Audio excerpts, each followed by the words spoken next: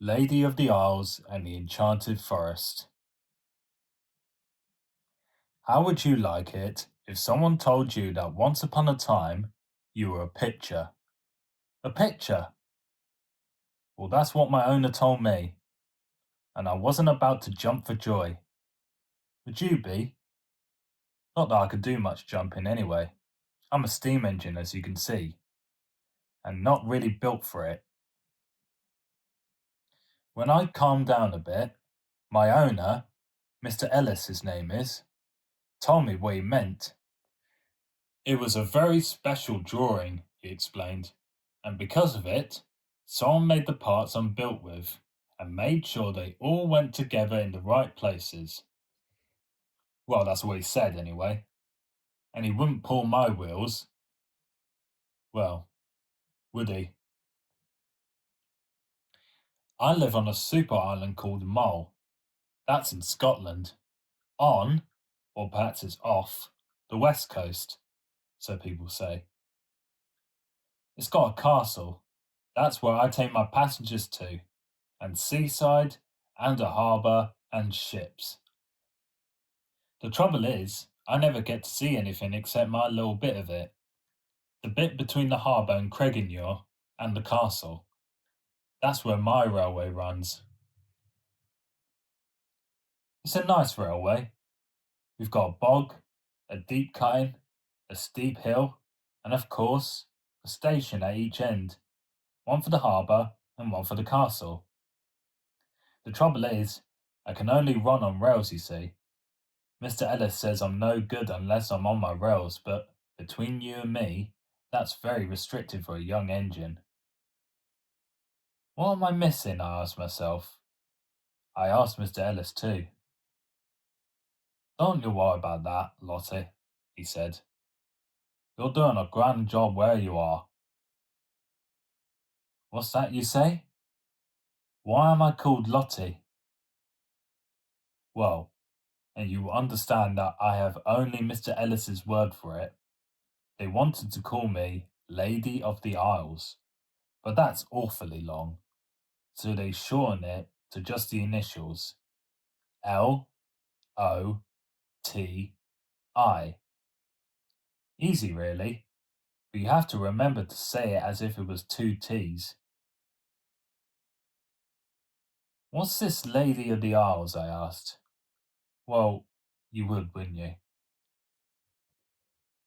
It comes from mystery, explains Mr. Ellis.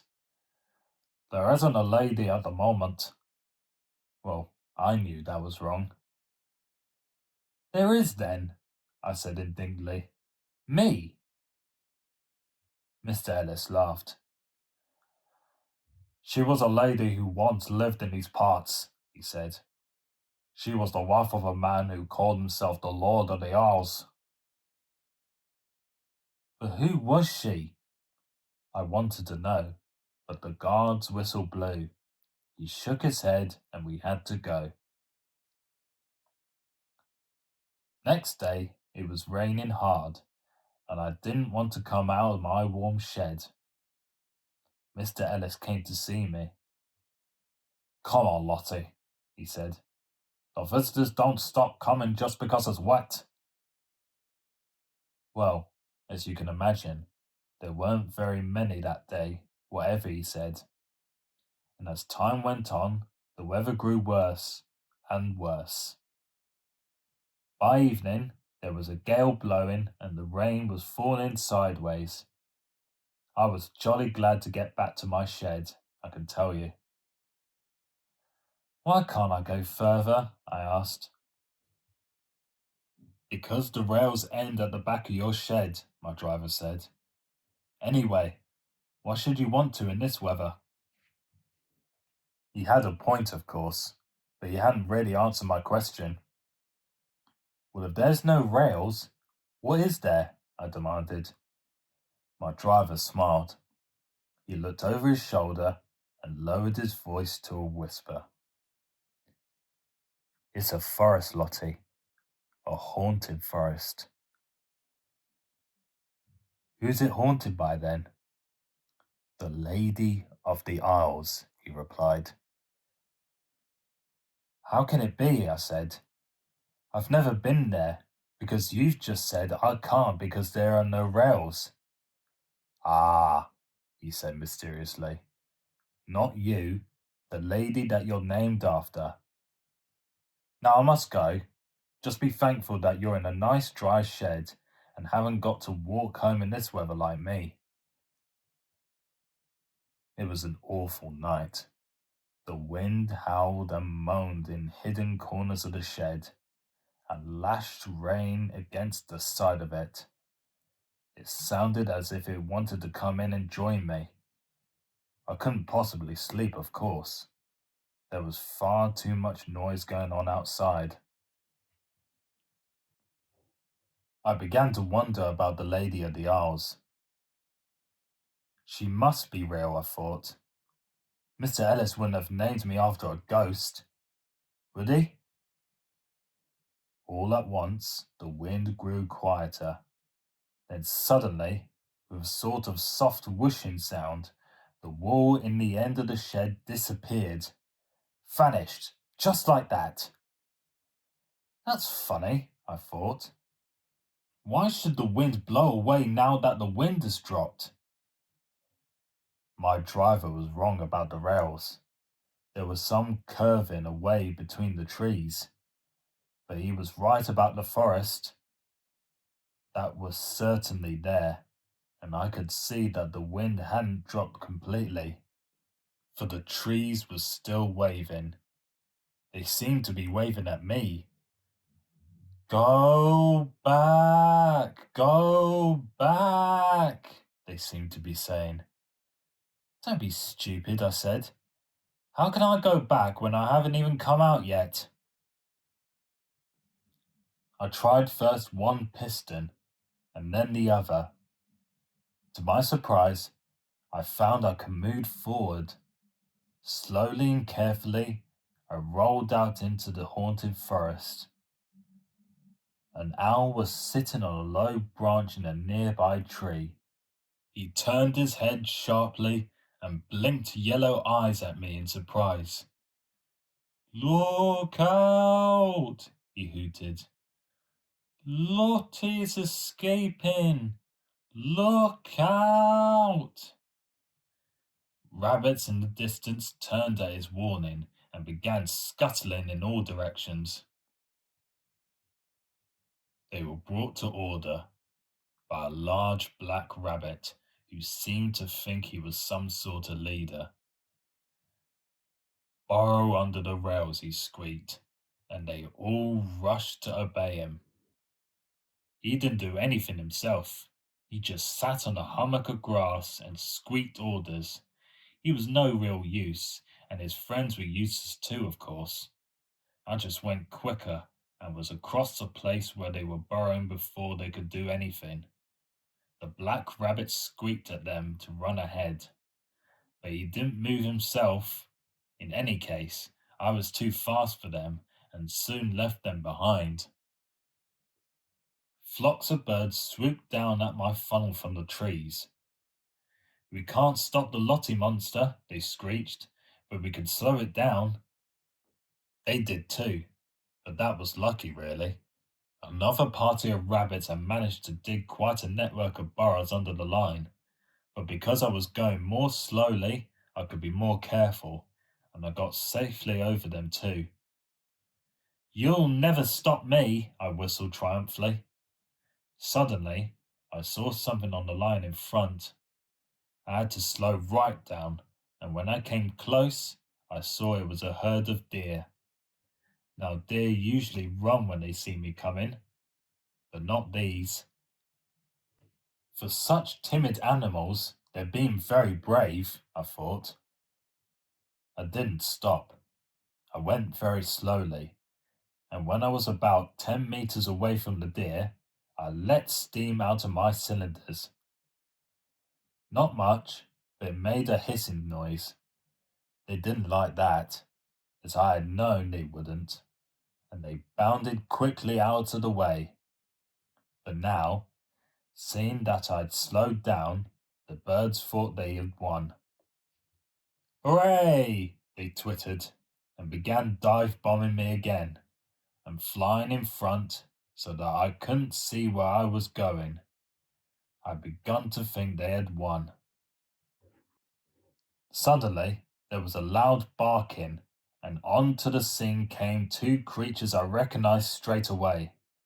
They were none other than Mr. Ellis's dogs, Fugel and Bong, and they soon began sorting things out, snapping and growling. The birds were terrified and vanished at once. Thank you, I whistled to the dogs, and letting off steam with delight, I soon left them behind. After a while, I came to a clearing. The edges were dark, but in the middle it seemed like daylight even though I knew it was still the middle of the night. But then, I saw that it wasn't sunshine that was making the light in the middle of the glade. In a huge carved chair, right in the center of the clearing, sat a beautiful woman dressed in strange-looking clothes. Her face seemed full of light, and it beamed all round her. "Hello, Lottie," said the woman.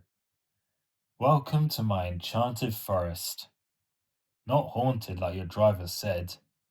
It's much nicer than that." "Hello," I said. "Please, who are you?" The woman smiled. "I am the Lady of the Isles," she said. "Thank you for coming to see me. You have been asking questions about me, I hear." "Then you are real," I gasped, and at once realized how rude I must have sounded. "I'm sorry," I went on, "but everyone says you're history, and if you're part of history, you can't be real. Can you?" The lady laughed. "History is real, you know," she said, "but you must have thought I was real, or you wouldn't have come to see me, would you?" "And am I really named after you?" I asked. "Of course," the lady said gently. I was glad, but in a way, sad too. And I must have sighed, for the lady noticed something. "What's the matter?" she asked. I didn't quite know how to put it into words what I wanted to say. "I don't expect life was ever dull for you, was it?" I said hesitantly. I, I mean, when I was younger, I went to lots of exciting different places and met famous big engines, and it was interesting. Now all I do is go backwards and forwards along the same railway for day after day. Oh, it's so boring." The lady leaned forward and patted my buffer. "I grew bored too," she said, "waiting for days, months sometimes, just to know if my husband was still alive. But it was worth it in the end. Don't worry, Lottie. The work you do is good and useful.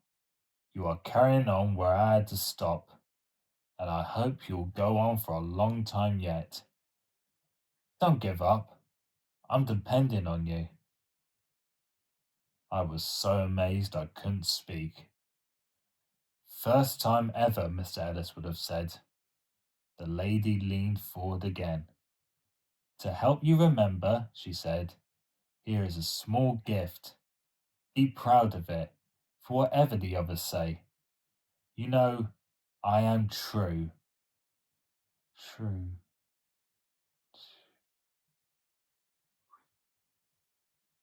True. True. True. And suddenly, the light went out. I found I was back in my shed, as an owl flapped noisily away in the wood outside.